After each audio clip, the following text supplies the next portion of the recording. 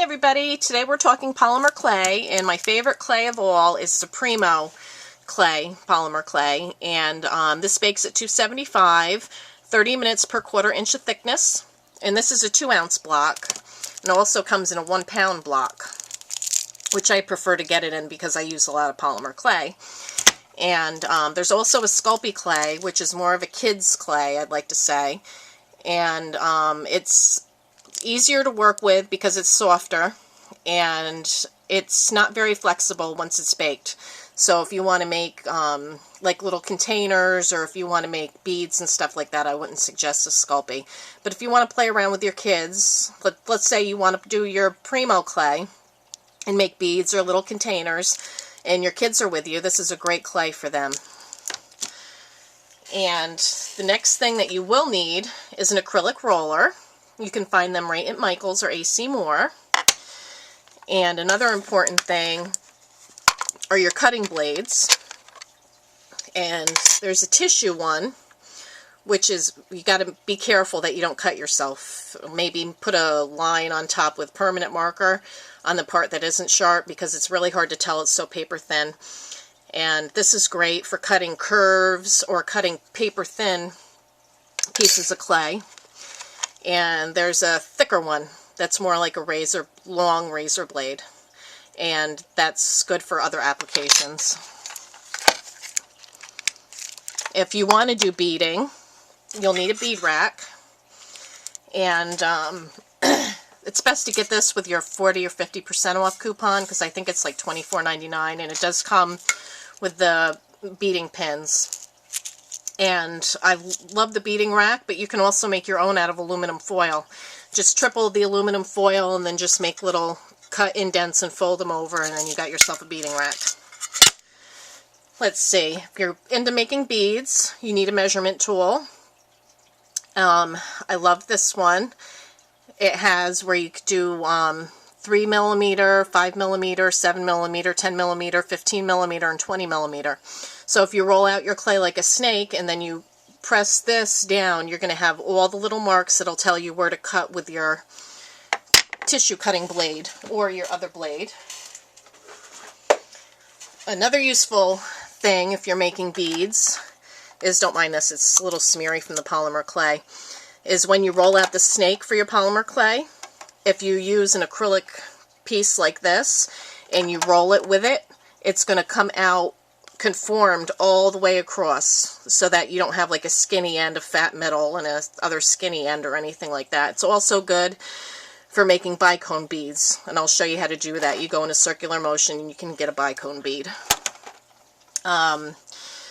There's different glues for polymer clay, and they are made from polymer. This one's a thicker one. It's Studio by Sculpey Bake and Bond. This you have to bake to cure it. So you can either use it on your raw clay and put things together and bake it, or you can assemble like this. If I can get it out here. It's a little full.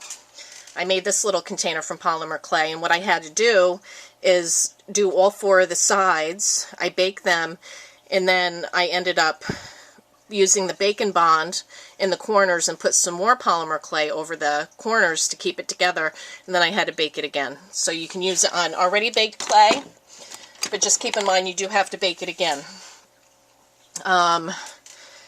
There's also a Sculpey brand, and this one is thinner, and you can also use it for other applications that I'll show you.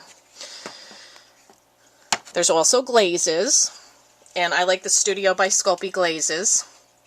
You have to use glazes that will work with polymer clay. Not all glazes will work. If you use certain acrylic sprays on it, it'll stay sticky, it'll never dry. So there's a satin one, and there's a glossy one. You can also can have fun with clay extruders. And this is a clay extruder, and it has all different parts in there and ends that you can do all different shapes with. And I covered this with polymer clay too. They're pretty neat. And this was one of those little flavored coffee powder containers. So you can use polymer clay over just about anything to alter. If you're not sure of yourself about making beads, which I got these when I first started out, I don't use them anymore. I do everything by hand now, but you can get bead rollers, and they're pretty good, and they're by Amico. And you just put your clay in there, and two plastic pieces roll back and forth, and it makes your beads. The pasta machine, let me see if I can, so you can see it better. I got the Amico one. I used to have the Makin's one, but it broke on me. And the Amico one is worked like a charm, and it has a little dial here so you can do it different thicknesses. And my cap is coming off, but that's okay. And it also has a clamp so you can clamp it to your desk. And of course it has the arm that you put in so you can turn it. And that's a great way to condition clay and to make just about anything. I'll show you more about that too in another video. You can also buy molds for your clay. Oop, I had it upside down. And I have a bunch of these. This one happens to be faces. And you can use, so your clay doesn't stick, you can spritz a little water, or you can use a little bit of baby powder or cornstarch in your mold as a release agent. There's texture plates. This one is one that you would press into your clay, and I have matching leaf cutters for that.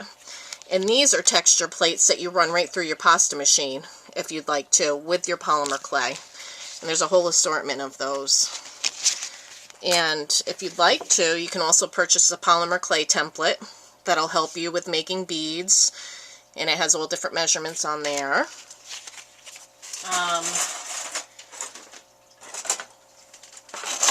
There's this cool little texture tool, and it runs, you can run it across your clay to make cool little borders. It has all different kinds of tips, and I'm sure they're going to be coming out with more tips soon. There's another one in here. They're really pretty. And then you have your cutters, and you can use the Wilton cutters in the baking section. This is one of the leaf ones that match the one texture plate. You can get them anywhere. The Wilton's ones are really cheap, but you can find these just about anywhere. I know Amico puts them out too. Let me bring over the oven.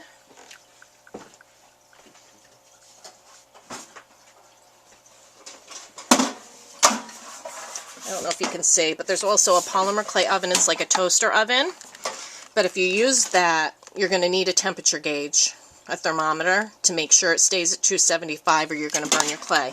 But I prefer to bake my clay in my regular oven in my kitchen. There's also Antiquing Mediums by Studio by Sculpey, chocolate brown and antique warm white. But you can use acrylic paint also, which is fine. That's after it's baked. I wouldn't suggest putting it on before your clay is baked or it's going to bubble up. And I think that's about it for right now. My battery is dying, so we're going to come up with some polymer clay techniques and have a lot of fun. Okay? Thank you for watching. I hope this video was helpful. Bye.